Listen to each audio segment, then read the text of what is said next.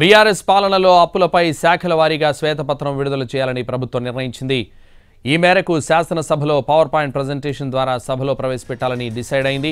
అయితే తమకు కూడా పవర్ పాయింట్ ప్రెజెంటేషన్ ద్వారా వాదన వినిపించే అవకాశం ఇవ్వాలని బీఆర్ఎస్ శాసనసభాపక్షం పట్టుబడుతోంది. అందులో భాగంగా స్పీకర్ గడ్డం ప్రసాద్కు బీఆర్ఎస్ శాసనసభాపక్షం వినతి పత్రం ఇచ్చింది. తమ వాదన కూడా వినాలని కోరుతున్నారు మాజీ మంత్రి హరీష్ రావు.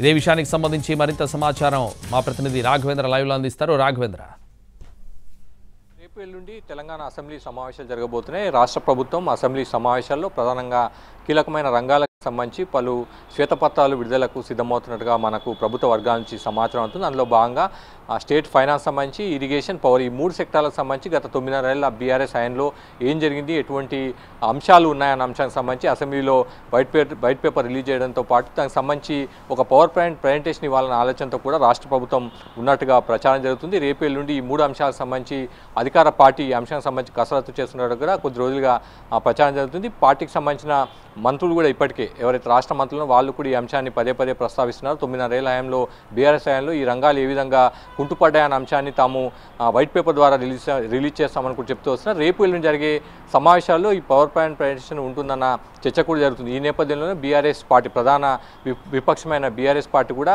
ఒకవేళ అసెంబ్లీలో అధికార పార్టీ కనుక ఈ అంశాలకు సంబంధించి పవర్ పాయింట్ ప్రజెంటేషన్ ఇస్తే తమకు కూడా తమ వాదన వినిపించేందుకు అవకాశం ఇవ్వాలని కూడా బీఆర్ఎస్ శాసనసభాపక్షం ఇప్పటికే స్పీకర్కు లేఖ రాసింది.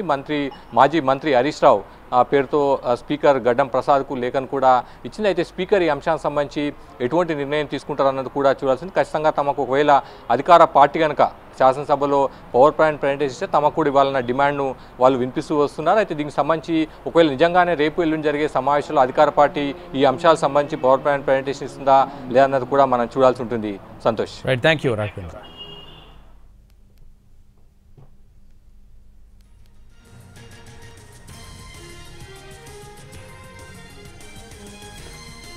బీఆర్ఎస్ పాలనలో అప్పులపై శాఖల వారీగా శ్వేతపత్రం విడుదల చేయాలని ప్రభుత్వం నిర్ణయించింది. ఈ మేరకు శాసనసభలో పవర్ పాయింట్ ప్రజెంటేషన్ ద్వారా సభలో ప్రవేశపెట్టాలని డిసైడ్ అయింది. అయితే తమకు కూడా పవర్ పాయింట్ ప్రజెంటేషన్ ద్వారా వాదన వినిపించే అవకాశం ఇవ్వాలని బీఆర్ఎస్ శాసనసభాపక్షం పట్టుబడుతోంది. అందులో భాగంగా స్పీకర్ గడ్డం ప్రసాద్కు బీఆర్ఎస్ శాసనసభాపక్షం వినతి పత్రం ఇచ్చింది. తమ వాదన కూడా వినాలని కోరుతున్నారు మాజీ మంత్రి హరీష్ రావు.